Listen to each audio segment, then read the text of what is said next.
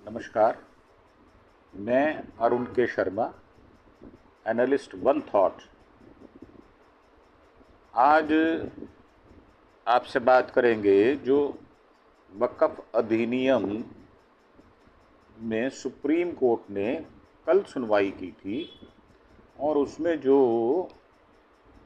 उन्होंने मुख्य मुख्य बातें कहीं और केंद्र को जो उन्होंने 7 दिन का समय दिया जो कि मांगा गया था, उसके विषय में। उससे पहले एक नॉर्मल सी आपसे गुजारिश कि आप हमारे चैनल को सब्सक्राइब अवश्य करें, अरुण के शर्मा एनालिस्ट वन थॉट को। अब बात करते हैं कि कल जो मुख्य बातें कही गई, उपयोगकर्ता या अदालत द्वारा वक़्फ़ के रूप में घोषित संपत्तियों को डी नोटिफाइड नहीं किया जाएगा। ये स्पष्ट तौर पर कल अंतरिम आदेश में सुप्रीम कोर्ट ने कहा। नियुक्तियां नहीं की जाएंगी, नियुक्तियों को रोक दिया गया है। अब इस अधिनियम के खिलाफ जो दायर याचिका थी, उनमें एक अहम निर्देश जारी किया गया है ये, और सुप्रीम कोर्ट ने ये भी कहा है कि क्या मुसलमानों को हिंदू धार्मिक ट्रस्टों का हिस्सा बनाने की अनुमति दी जाएगी। जैसा कि वक़्फ़ में ये प्रोविज़न रखा गया है कि 2 व्यक्तियों को, या हो सकता है कि अंदर खाने कुछ ऐसा हो कि ज़्यादा को भी नियुक्ति दी जा सकती है। वैसे तो गवर्नमेंट का रिप्रेजेंटेशन बहुत सारी चीज़ों से पूरा हो जाता है। अब देखने वाली बात ये है कि ऐसा क्या है बिल के अंदर जिस पर जवाबदेही, जब उन्होंने कहा कि हमने इतने लाख जो है वो सब पढ़े हैं जो हमारे पास आए, किरण रिजिजू साहब ने इस बात को कहा, तो ऐसा क्या हुआ कि वो एक दिन में जवाब नहीं दे पाए और उन्होंने समय मांग लिया। और जज साहब ने ये भी कहा कि आप जो है इसका जवाब हम इसको ज़्यादा नहीं लटका सकते, क्योंकि इसका संबंध जो है आम जनता से है, आम जनता के हितों से है, और देश में अनरेस्ट भी है। तो कहीं ऐसा ना लगे कि हम अनरेस्ट के दबाव में ये डिसीज़न दे रहे हैं। तो आप इसका जवाब जो है वो दाखिल करें।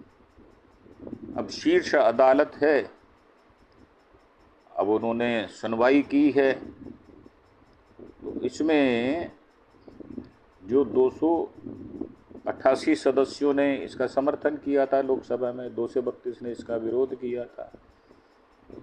अब इसमें वक़्फ़ विधेयक जो 2024 का उद्देश्य था, 1995 के वक़्फ़ अधिनियम में, उसमें सुधार करना है इसका। अब ऐसा सुधार जो विनाश लेकर आए, उसके विषय में क्या कहा जाए, तो जिससे वक़्फ़ संपत्तियों पर केंद्र के नियामक अधिकार में वृद्धि होगी। क्या मुस्लिम हिंदू बंदोबस्त में सदस्य हो सकते हैं।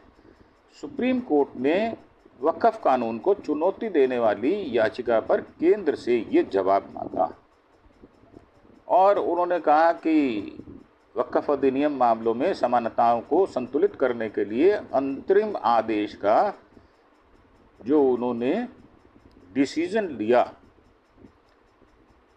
वो बहुत ही तारीफ़ काबिल है। इसमें कांग्रेस सांसद जो मोहम्मद जावेद थे, उन्होंने पीटीआई से कहा कि सीजेआई ने दोनों पक्षों की दलीलें बहुत ही धैर्य से सुनी। अब हम डरे हुए नहीं हैं, हमें उम्मीद है कि हमें न्याय मिलेगा। सीजेआई साहब ने कहा कि एक बात बहुत परेशान करने वाली है, जो हिंसा हो रही है, अदालत ने कोई अंतरिम आदेश नहीं दिया, मामले की सुनवाई जो है हम कर रहे हैं, परंतु ऐसा ना हो कि ये समझा जाए कि हम प्रेशर में हैं। आमतौर पर जब कोई कानून पारित होता है तो हम हस्तक्षेप नहीं करते, लेकिन कुछ अपवाद भी हैं। यहाँ उपयोगकर्ता द्वारा वक़्फ़ के मामले में बहुत बड़ी समस्याएं होंगी। उपयोगकर्ता द्वारा वक़्फ़ 1940 के दशक से है। अब उन्होंने कहा कि इसको लेकर जो निर्देश जारी किया उसमें 5 याचिकाओं की ही सुनवाई होगी, जबकि करीब 65 याचिकाओं को हस्तक्षेप या पक्षकार याचिकाकर्ता के रूप में जोड़ा जाएगा। कोर्ट ने जो फैसला दिया उसमें ज़्यादा भीड़ और कार्रवाई के दौरान होने वाली परेशानियों को ध्यान में रखते हुए लिया। कोर्ट ने यह भी बताया है कि जिन 5 याचिकाओं पर सुनवाई होगी, उन्होंने खुद याचिकाकर्ताओं ने आपसी सहमति से ये बात सामने रखी ताकि सुनवाई व्यवस्थित ढंग से हो चुके। हैदराबाद के सांसद जो असुद्दीन ओवैसी है वो भी शामिल हैं। 7 दिन का वक्त दिया गया केंद्र सरकार को और याचिकाकर्ताओं को 5 दिन में जवाब देना होगा। अब अगली सुनवाई जो है वो 5 मई 2025 को दिन में दोपहर 2 बजे होगी। साथ ही कोर्ट ने कॉज टाइटल बदलकर इन रे वक़्फ़ अमेंडमेंट एक्ट कर दिया है। इस मामले में सुनवाई CJI खन्ना साहब, PV Sanjay Kumar, justice KV Viswanathan की पीठ कर रही है। जो 3 बड़ी बातें उन्होंने कही हैं, वक़्फ़ बोर्ड पर केंद्र के जवाब तक वक़्फ़ संपत्ति की स्थिति नहीं बदली जाएगी। कोर्ट से वक़्फ़ घोषित संपत्ति डीनोटिफाइड नहीं होगी। यह वक़्फ़ बाय यूज़र ही या वक़्फ़ बाय डीड ही होगा। वक़्फ़ बोर्ड और केंद्रीय वक़्फ़ परिषद में कोई भी, स्पष्ट तौर पर उन्होंने कहा है, कोई भी नियुक्ति नहीं हो सकती। और अगर कोई स्टेट गवर्नमेंट कर भी लेती है तो वो मान्य नहीं होगी। अब अरशद मदनी साहब हैं, उन्होंने इस्लामी विद्वान हैं, उन्होंने दारुल उलूम देवबंद के वर्तमान प्रिंसिपल भी हैं। मोहम्मद जमील सामाजिक कार्यकर्ता के रूप में जाने जाते हैं। मोहम्मद फजलुर रहमान जो है all India Muslim personal law board के महासचिव हैं। शेख नूरुल हसन जो हैं वो मणिपुर नेशनल पार्टी NPP के विधायक हैं। असुद्दीन ओवैसी साहब जो हैं वो अध्यक्ष हैं अपनी पार्टी AIMIM के और हैदराबाद से लोकसभा के सदस्य भी हैं। मकबूल याचिकाकर्ताओं और अग्रवाल सरकार नोडल वकील नियुक्त करेगी, ये भी बात कही गई है। इस केस में 3 नोडल वकीलों की भी नियुक्ति होगी। याचिकाकर्ताओं की ओर से एडवोकेट एजाज मकबूल नोडल वकील होंगे। केंद्र सरकार की ओर से एडवोकेट कानू अग्रवाल कोर्ट में पक्ष रखेंगे। वही अन्य याचिकाओं जिनमें हस्तक्षेपकर्ता के रूप में जोड़ा गया है, उनकी ओर से एडवोकेट विष्णु शंकर जैन।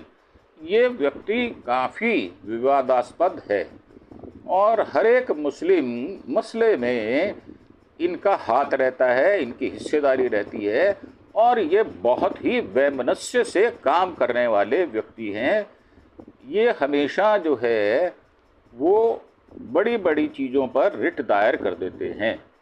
विष्णु शंकर जैन को जिम्मेदारी दी गई है। याचिका में 3 बड़ी बातें जो कही गई, वो कानून संविधान के अनुच्छेद 14, 15, 25 धार्मिक स्वतंत्रता, 26 धार्मिक मामलों के प्रबंधन की स्वतंत्रता, 29 अल्पसंख्यक अधिकार और 300A संपत्ति का अधिकार का उल्लंघन करता है।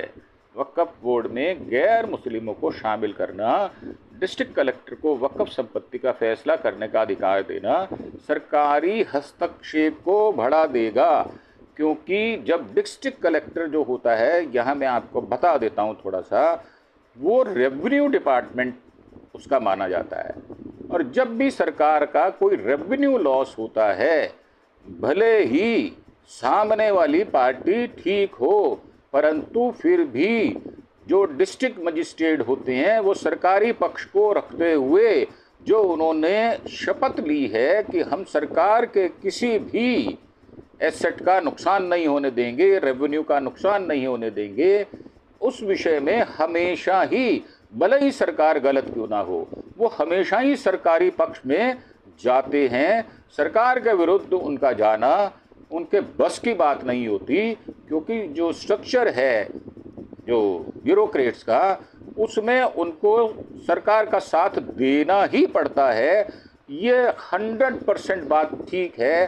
कोई भी रेवेन्यू डिपार्टमेंट का छोटे से छोटा ऑफिसर भी होगा, जिसमें तहसीलदार तक आ जाते हैं, लेखपाल तक आ जाते हैं, पटवारी आ जाते हैं और एसडीएम आ जाते हैं, वो कभी भी सरकारी पक्ष के विरुद्ध नहीं जा सकते। ये उनकी लायबिलिटी है और ये उनकी मॉरल ड्यूटी भी है। इसलिए ये कह देना कि अंतिम निर्णय, और अगर किसी ने रिट दायर कर दी किसी प्रॉपर्टी के बारे में, तो वो झगड़े वाली प्रॉपर्टी तो हो गई और उसको लेकर कोर्ट में नहीं जाया जा सकता। इसलिए इस पर ऐतराज जताया गया है। यह कानून मुस्लिम समुदाय के साथ भेदभाव करता है, जबकि अन्य धार्मिक ट्रस्टों पर समान प्रतिबंध नहीं है। इसमें जो सॉलिसिटर जनरल साहब हैं, उन्होंने धाराएं फौरी तौर पर पढ़कर रोक नहीं लगा सकते।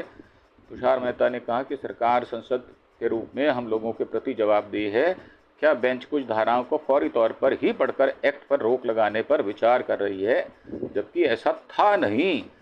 आप खुद भी तो बहुत तैयारी के साथ आए थे, और जब ये कहा जाता है, जेपीसी के जो चेयरमैन हैं उन्होंने ये कहा कि हमने 38 मीटिंगें की, लाखों हमने ईमेल सुने और सब चीज़ों से, सब लोगों से बातचीत की गई। इतना सब कुछ करने के बाद भी अगर आप सॉलिसिटर जनरल साहब, अगर आप जवाब नहीं दे सकते, तो मुझे लगता है कि आपने इस कानून को आनन फानन में लागू कर दिया है, मुसलमानों की छाती पर इसको चस्पा कर दिया है। तो मेरा मानना ये है कि जो आप जवाब देते हैं उसमें कोई खास तंत्र होता नहीं है। एक ही बात को रिपीटेडली बार बार आप कहते हैं और दूसरा कोई आपके पास जवाब नहीं होता, क्योंकि सरकार की मंशा जो है वो साफ नहीं है। सरकार की मंशा इन ज़मीनों को हड़प कर, मुझे लगता है कि वो बड़े बड़े उद्योगपति जिनमें अडानी अंबानी शामिल हैं, उनको दे देना चाहती है और खुद अपनी पार्टी बीजेपी के लिए फ़ायदा चाहती है। इस आड़ में उन्होंने इस प्रकार का उल्टा सीधा, उनके खुद के ही इस प्रस्ताव में, इस बिल में कुछ बातें ऐसी हैं जो कॉन्ट्राडिक्शन पैदा करती हैं।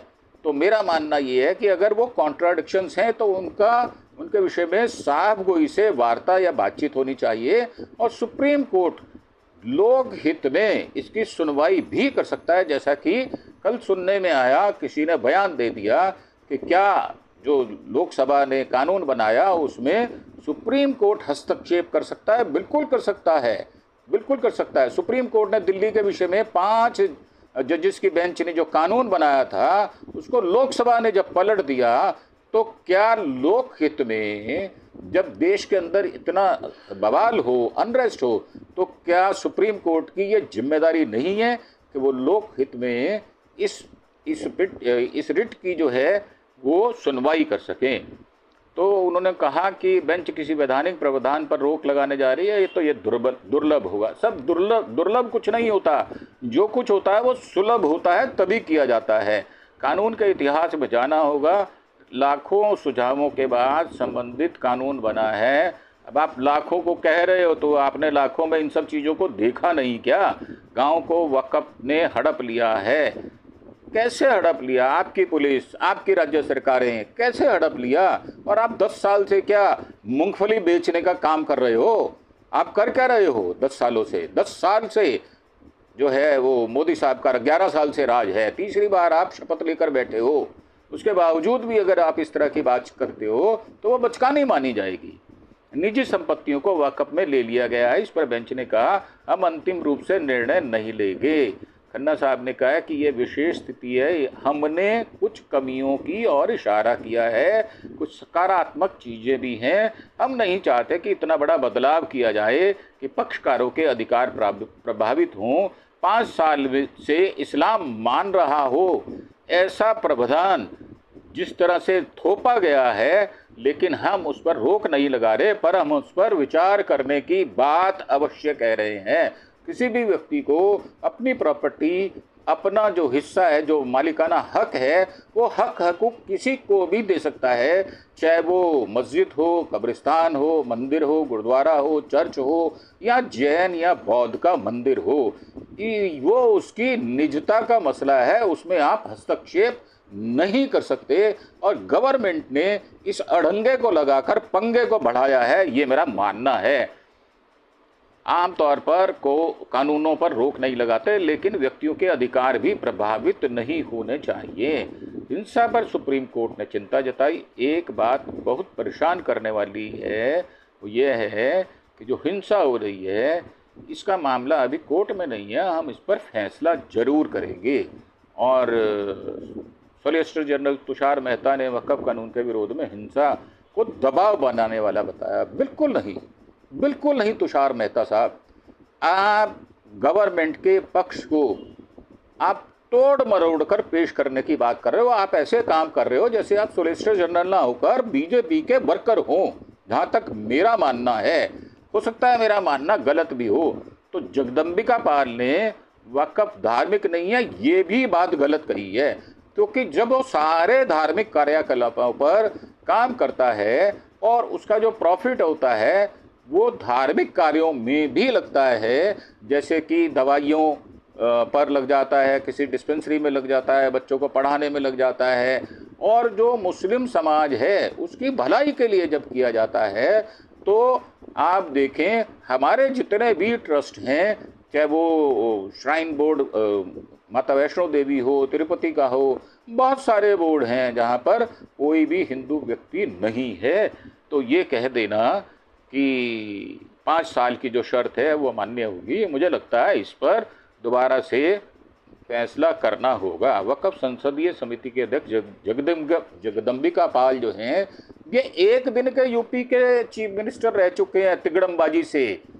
इनके ऊपर मुझे शक है, जिस तरह से ये सुंदर सिंह भंडारी ने इनको बनाया था एक दिन का चीफ मिनिस्टर, और इनको अगले दिन रिजाइन करना पड़ गया था। तो ये जो है इनका करेक्टर है। उन्होंने कहा कि वक्फ बोर्ड धार्मिक नहीं, वैधानिक और प्रशासनिक संस्था है, इसमें अन्य समुदाय के लोग शामिल करने पर संवैधानिक रोक नहीं है। सुप्रीम कोर्ट अपने फैसले में कह चुका है वक्फ प्रशासनिक संस्था है। बिल्कुल नहीं, ये धार्मिक संस्था है। और बाकी जो डिटेल है वो हम आपको दे चुके हैं। वक्फ बोर्ड के स्ट्रक्चर में बदलाव जो है, वक्फ बोर्ड की प्रॉपर्टियों पर जो नियंत्रण है, वक्फ की विवादित प्रॉपर्टी का निपटारा कैसे होगा, और AIMPLB 87 दिन का प्रदर्शन कर रहा है, टाइम लाइन क्या था वो हमने आपको बता चुके। तो ये हमारी पेशकश थी। कल की जो सुप्रीम कोर्ट की हियरिंग हुई और उसमें जो फैसले लिए गए उनके विषय में हमने आपको अवगत कराया। इसी के साथ हम आपसे विदा लेंगे, और एक बार फिर से प्रार्थना कि आप हमारे चैनल अरुण के शर्मा एनालिस्ट वन थॉट को प्लीज़ आप सब्सक्राइब अवश्य करें और इसे लाइक और शेयर भी करें। धन्यवाद, थैंक यू। जय हिंद, जय भारत।